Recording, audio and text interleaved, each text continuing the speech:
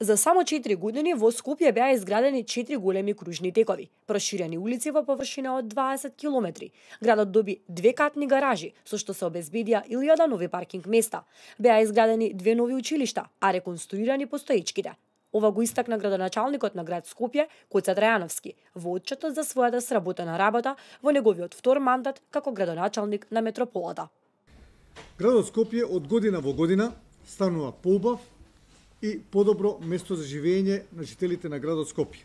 Тој нагласи дека многу се посвети внимание на проблемот со сообраќајот во главниот град, при што беа проширени неколку булевари и улици. Градот Скопје има долгогодишен проблем со сообраќајот и за намалување на сообраќајниот метеж проширени се многу булевари како една од мерките за намалувањето на проблемите во сообраќајот во градот Скопје. Проширивме и пробивме 14,5 километри улици и булевари. Па тука спаѓаат третиот дел од булеварот Метрополит Теодосиј Гологанов и булеварите Партизански одреди, Трета македонска бригада и Асном. Обновивме улици во должина од 20 километри.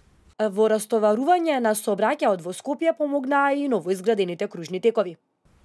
Исто така изградивме 3 кружни текови, тоа е на 16-та македонска бригада,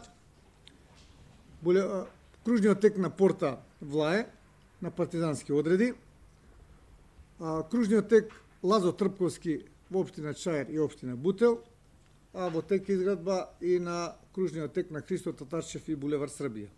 Трајановски спомена дека многу се инвестирало и во водоводната канализација. Изградивме 82 километри водоводна мрежа, 40 километри фекална канализација и околу 30 километри атмосферска канализација. Градоначалникот ги спомена и промените во јавното сообраќајно предпријатие, воведувањето на електронската картичка, интеграцијата на приватните автобуси во јавниот сектор и системот на сателитско следење на автобусите, со што на скопјани им се овозможува модерен и современ автобуски превоз. Во изминатиот период се даде придонес и во подобрување на хигиената во градот и заживување на животната средина. Се изградија и велосипедски патеки, а се делеа и субвенции за купување на велосипеди, со цел подигнување на спортскиот дух на жителите на Скопје.